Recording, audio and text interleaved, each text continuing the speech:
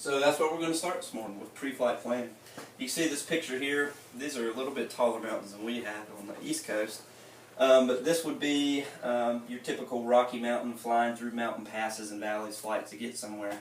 You know, you take your Cessna 172 up and we can't fly at 17,000 feet to clear some of these. So we're flying through the valleys down low, and there's a few precautions and things we have to take in planning a flight like that. And it's applicable to the East Coast because some approaches and things here require us to fly in the valleys and things. What we're going to talk about first this morning is density altitude. Now, all of y'all private pilots and anybody in aviation has heard about density altitude. We even hear it when we call in or we're on the ASOS here. We hear they say density altitude 2,000 feet, something like that. Well, in the mountains, it becomes a little bit more of a factor. So it's basically pressure altitude corrected for non-standard temperature.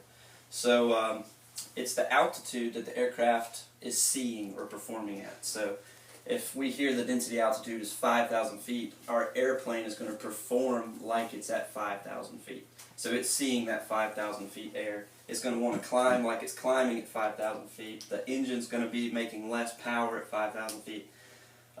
So when we hear that the density altitude is higher than the actual altitude, we know that our performance is going to be reduced right off the bat.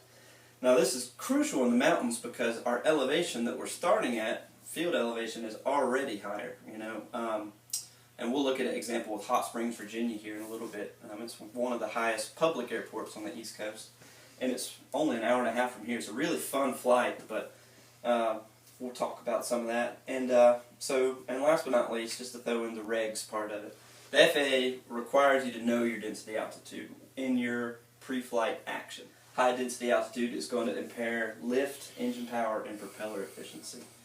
So the reason it's doing that is because we're having less dense air, so the propeller has less air to bite into and make thrust. The engine is sucking in thinner, or not thinner, but less dense air, and it's making less power. And the lift on the wings, the air is less dense, the lift is not as efficient on the wings. We have lower rates of climb, so less power, less propeller efficiency, less lift means less rate of climb.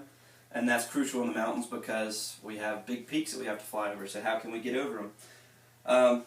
And lower service ceilings, so when that density altitude is really high, the service ceiling of our airplane comes down some. So when we're planning a flight, we want to make sure that there's no peaks that are higher than the service ceiling of our airplane because we wouldn't be able to get over them. So it's very important. Generally the runways are shorter in the mountains, there's not as much flat land too, so it's really imperative to know your performance charts when it comes to density altitude. Temperature is non-standard, the pressure is non-standard, obviously that service ceiling is going to be affected, so it's going to come down. And that's important to know because, you know, we could take off, oh, I got 18,000 feet service ceiling all day long, but it could actually be impaired from that. If the air is less dense, then that thing might be struggling to climb at 16,000 feet, and that might be all it's got. Alright, so hot, high, and humid, that's what you should be thinking when density altitude is really going to be a factor. So especially lately here in North Carolina, even down here, you know, they've been calling out density altitudes at 3,000 feet every day because it's been 96 degrees and it's humid and it's just miserable. I'm glad it's cooled down today. I don't know about y'all. And it's easy. It's pretty easy to calculate density altitude. We can do it using our E6B calculator. There's online calculators. We can listen to the AWOL site here. And we want to make sure that we're using it to evaluate our performance charts. So we want to be calculating our takeoff rolls, our landing rolls, our climb performance and things like that. So we can look real quick. Hot Springs, Virginia, so it's got a field elevation of 3,793 feet. It literally is a mountain that they chopped the top off of, made it flat and put a runway on it. So there's like 1,000-foot drops off both sides. It's awesome. If you ever get a chance to go up there one day, it's an awesome flight. It's worth it. It's beautiful. And it's a public airport, so we can easily get in and out of there. Anyways, on a hot, humid day, a temperature of about 85 degrees, which is moderate for the southeast anyways, density altitude can be over 6,000 feet already. That's just calculating for 85 degrees. As that temperature comes up, that altitude gets higher. And as you know, flying at 6,000 feet and trying a full performance climb, you're not getting as much manifold pressure, it's climbing at a less climb rate. So that's what you'd be taking off with if you were flying out of Hot Springs, Virginia on that day. So it's important to know the runway lengths compared to what you've calculated with your performance charts. Some things that we can do to help is to reduce as much weight as possible.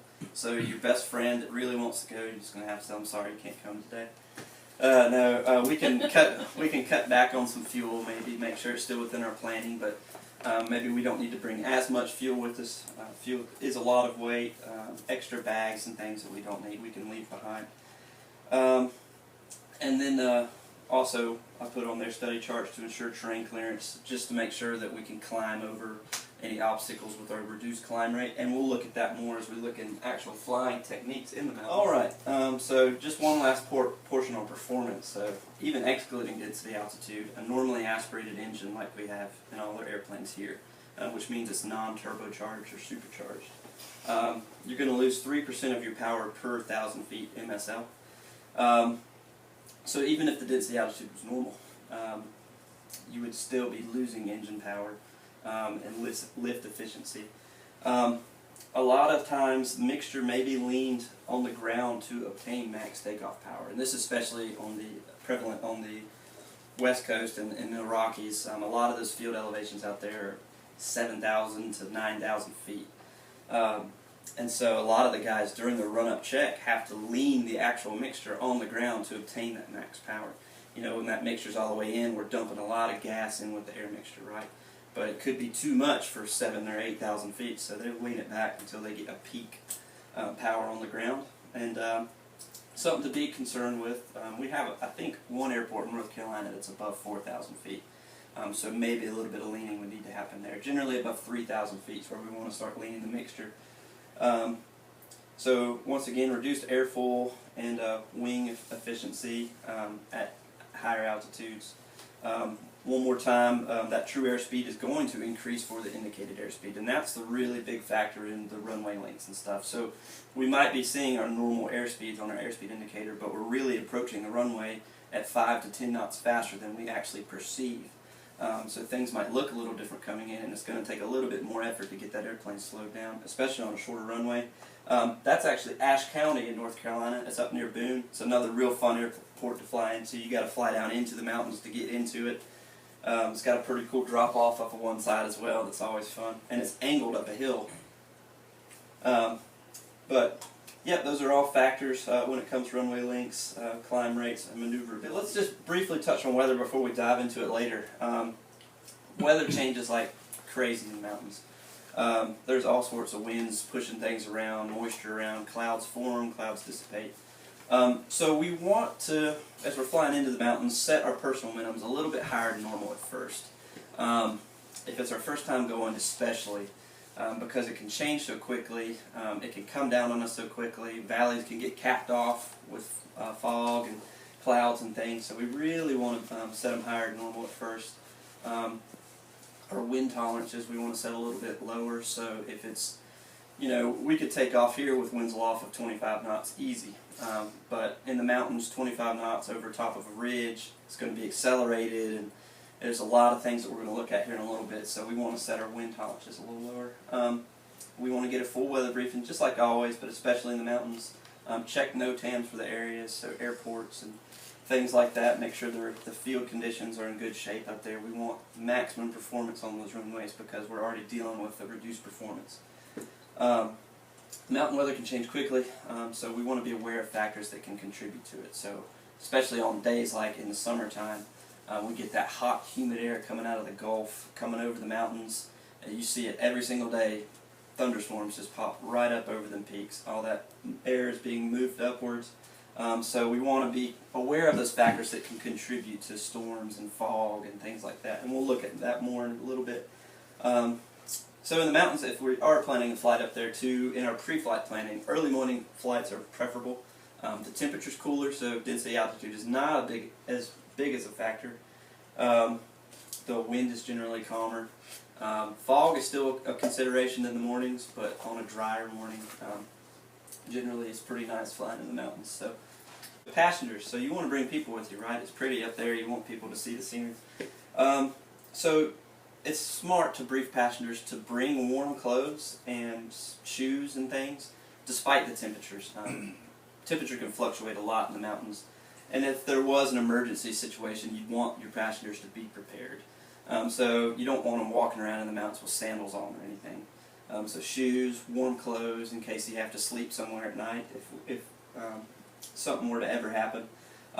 Briefly describe the details associated with mountain flying. Let them know there might be some unexpected turbulence. Let them know kind of what you're doing with the airplane. You know, a lot of times passengers impose pressure on us as pilots. Let's go look at that mountain real close. Let's go over here. I want to go look at that. Be the pilot in command. Know the limits of your airplane and yourself, because it is imperative that you take care of your passengers through that. Even though they might be mad at you because you didn't go buzz that mountaintop. Let them know, briefly describe the details.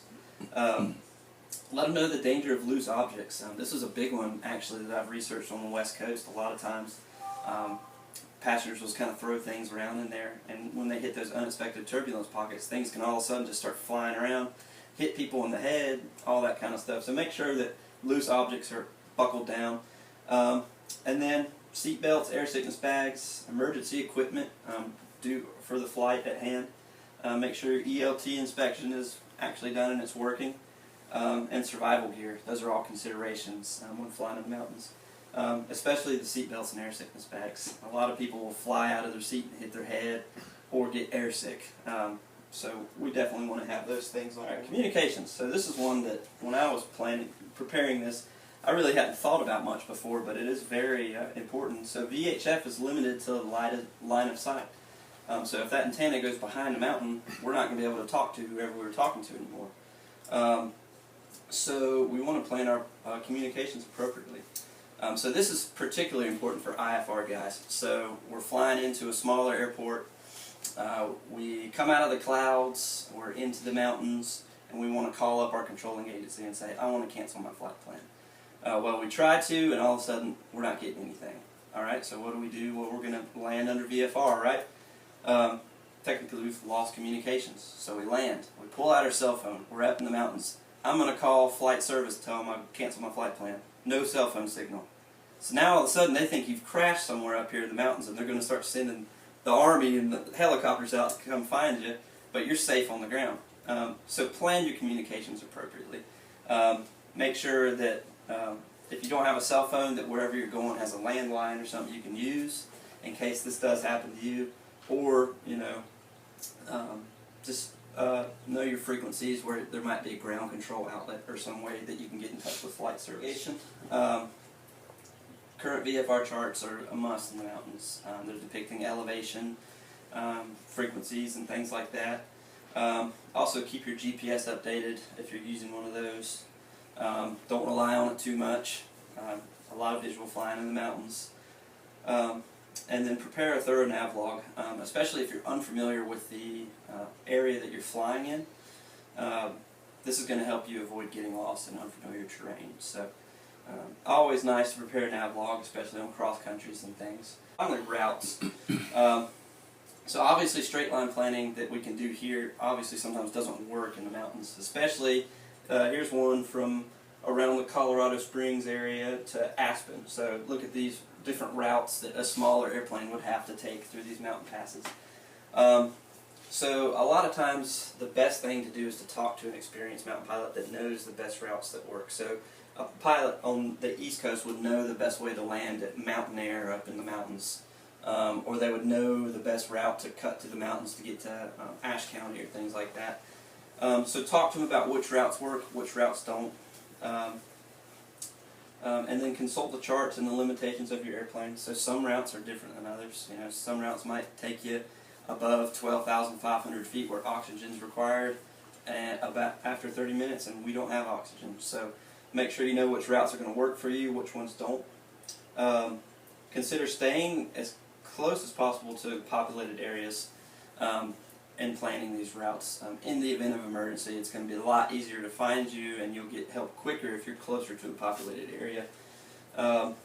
And so try to plan routes and altitudes that are going to allow the maximum gliding distance. There's not that much place to land in the event of an engine failure in the mountains.